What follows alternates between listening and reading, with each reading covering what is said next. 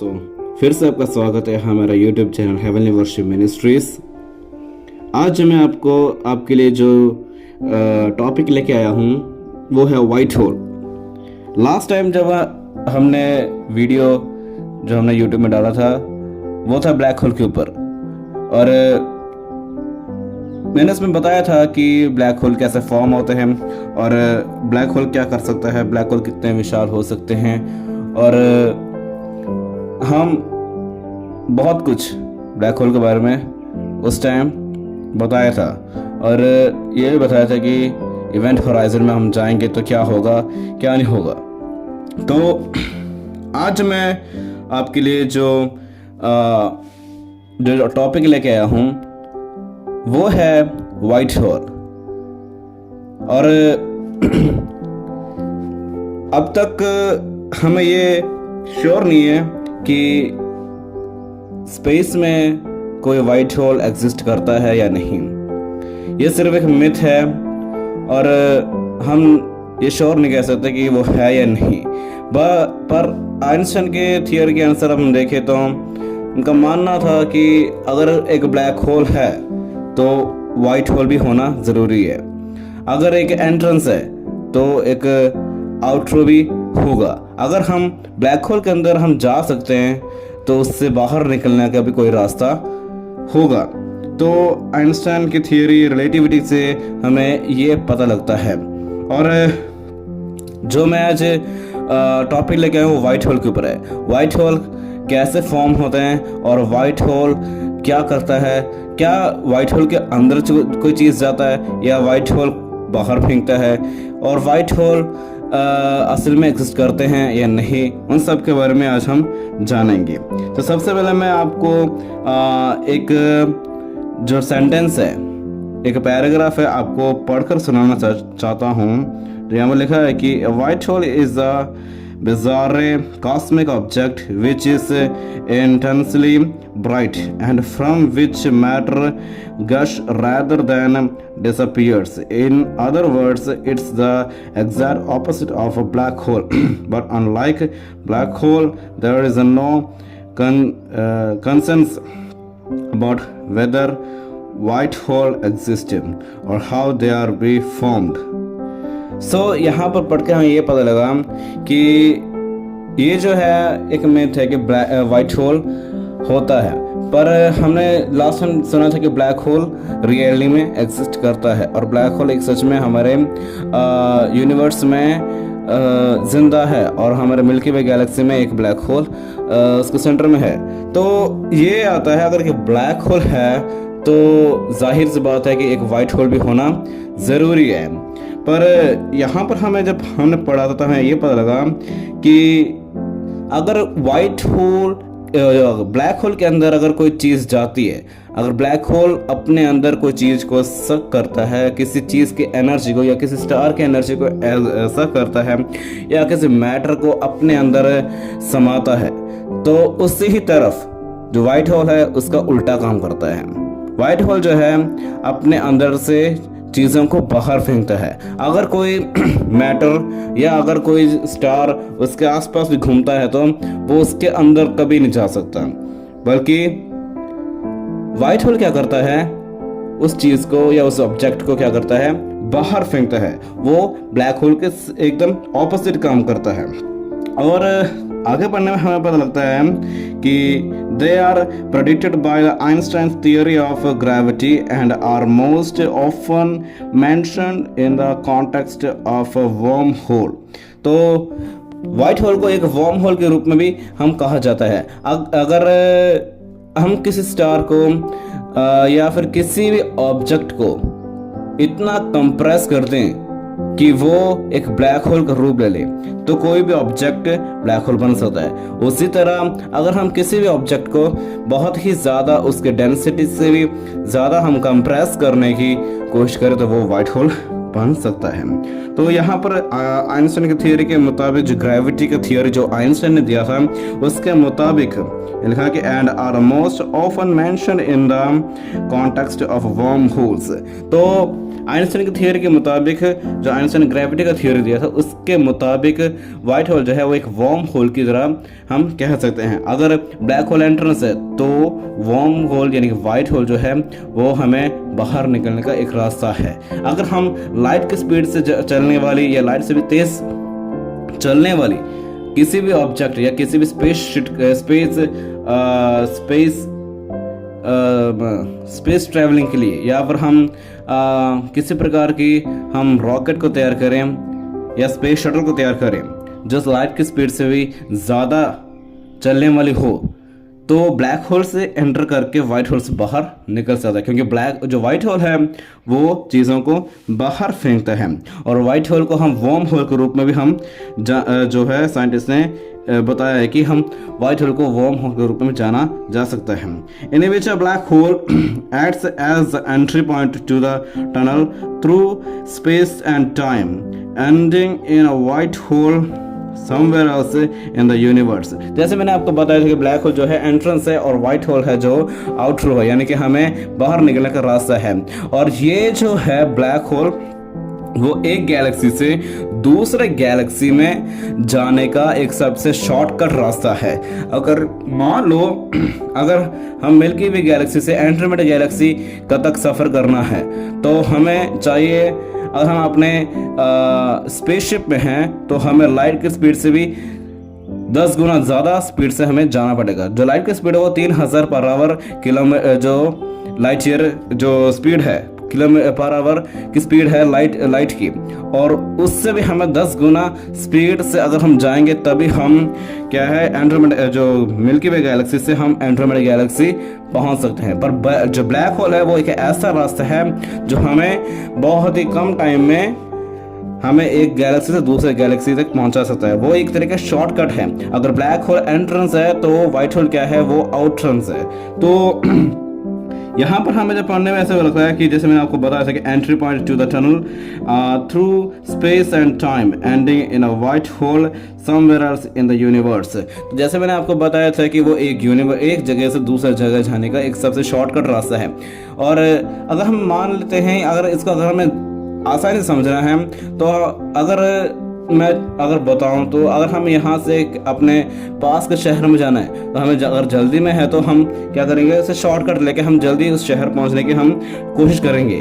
तो उसी ही प्रकार से अगर हम यूनिवर्स के एक छोर से अगर दूसरे छोर जाना है या एक यूनिवर्स से दूसरे यूनिवर्स पैरेलल यूनिवर्स में हमें एंटर करना है, यानी कि एक पैरेलल यूनिवर्स से दूसरे पैरेलल यूनिवर्स में एंटर करना है तो हमें ब्लैक होल की ज़रूरत है। ब्लैक होल से अगर हम एंटर करेंगे तो हम वाइट होल के ज़रिए बाहर निकल सकते हैं। ये एक मिथ है। अगर ब्लैक होल जो अगर चीज़ों को अंदर खींचता है तो वाइट होल क्या करता है, उसे बाहर फेंकता है। तो उसके ऊपर हम उस बेस में हम ये कह सकते हैं कि ब्लैक होल है वो एंट्रेंस है और वाइट होल है वो आउट्रेंस है। तो वाइट होल है जो किसी भी मैटर को अपने अंदर नहीं रखता। अगर कोई स्टार हो या कोई मैटर हो, कोई भी उसके अंदर जाता है तो वाइट होल क्या करता है, उसे बाहर फेंकता है। और जो ब्लैक होल है सीधा उसका ऑपोजिट है। और अगर हम पढ़ने में हमें पता लगता है कि ending in a white hole somewhere else in the universe, but this is deeply controversial because Einstein theory predicts the existence of a so-called singularity and the center of the black hole, a state of infinite gravity which would prevent anything from passing through to the white hole on the other side। जैसे मैंने आपको बताया था कि ये एक तरीके का एंट्रेंस कह सकते हैं। अगर आपका स्पेस शिप लाइट की स्पीड से भी अगर तेज है तो आप ज़रूर ब्लैक होल से ब्लैक होल से एंटर करके वाइट होल से बाहर निकल सकते हैं। पर ब्लैक होल की बहुत ही तेज़ और ख़तरनाक ग्रेविटेशनल पुल की वजह से वो क्या करता है, जो अपने आसपास घुमाता रहता है। और सिंगुलैरिटी यानी कि जो छोर है वो क्या करता है, सिंगुलैरिटी से हमें अगर हम निकल के दूसरे जगह से हम यानी कि वाइट होल से हम निकल सकते हैं। ब्लैक होल के सिंगुलैरिटी से हम एंटर करके वाइट होल से हम क्या करते हैं, बाहर निकल सकता है। पर हमारा स्पेसशिप अगर थोड़ा स्लो हो गया तो ब्लैक होल क्या करेगा, अपने इवेंट होराइजन में क्या करेगा, हमें घुमाता रहेगा। या तो वो इवेंट होराइजन में हमें घुमाता रहेगा, या तो वो हमें अंदर ही ख़त्म कर देगा, या तो हमारा स्पेसशिप अंदर एंटर होने से पहले ही ख़त्म हो जाएगा। तो लाइट के स्पीड से भी ज़्यादा स्पीड से अगर हम अपने स्पेसशिप को उड़ाएं तो हम ब्लैक होल के ज़रिए अंदर एंटर कर पाएंगे और वाइट होल से हम क्या करें, बाहर निकल सकते हैं। और आगे हमें समझने में ऐसे पता लगता है कि however some theorists think that a combination of Einstein theory and quantum theory point to a new way of thinking about white hole, instead of being the exit from a wormhole. There may be a slow motion reply of the formation of the original black hole. तो यहाँ पर हमें पढ़ने में यह समझ आता है कि आइंस्टाइन की थियोरी और जो कई और थियोरीज है उनके कॉम्बिनेशन से, यानी कि आइंस्टाइन की थियोरी और क्वांटम थियोरी दोनों थियोरीज सिमिलर कह सकते हैं। और आइंस्टाइन की थियोरी के मुताबिक जो वाइट होल है वह एग्जिस्ट करता है। अगर ब्लैक होल एग्जिस्ट करता है तो वाइट होल भी कहीं ना कहीं एग्जिस्ट करता है। तो यहाँ पर हमें पढ़ने में से पता लगेगा कि instead of being exit from wormhole there may be a slow motion replay of the formation of the original black hole. तो यहाँ पर हमें एक जो है डाउट भी है, और डाउट के रूप में हम इसे कह सकते हैं क्योंकि अगर ब्लैक होल और वाइट होल के बीच में अगर कॉम्बिनेशन हो तो वो वाइट होल की शक्ति को भी क्या कर सकता है, ब्लैक होल अपने अंदर खींच सकता है। क्योंकि अगर ब्लैक होल और वाइट होल का आपस में मुकाबला होता है तो उसमें ब्लैक होल ही जीतेगा, क्योंकि ब्लैक होल जो है एनर्जी को ऑब्जर्व करता है, एनर्जी को क्या करता है, अपने अंदर खींचता है। वो किसी भी तारे का हो, अगर कोई तारा जॉइंट तारा उसके आसपास घूमता है तो वो क्या करेगा, उस तारे से जितनी भी रोशनी है वो पूरा रोशनी अपने अंदर लेगा, और जिससे क्या होगा, एक डिस्क तैयार होगा, और जिसे हम एक्रेशन डिस्क कहते हैं। और वो जो डिस्क है वो इतना चमकता है कि हमें कई हजार लाइट ईयर दूर से भी दिखाई देता है। तो इन वे हम ये कह सकते हैं कि अगर वाइट होल और ब्लैक होल का अगर मुकाबला होता है तो उसमें ब्लैक होल जीतेगा, क्योंकि ब्लैक होल जो है जो चीज़ों की अंदर से उनका जो रोशनी है, जो उनकी ताकत है, उसको छीनता है। उसी प्रकार जो वाइट होल के अंदर जो ताकत है, वाइट होल की जो पावर है, वो ब्लैक होल क्या करेगा, खींचेगा, उसकी रोशनी को अपने अंदर सक करेगा, जिससे क्या होगा, उसका डिस्क और शाइन करेगा, वो और बड़ा होगा।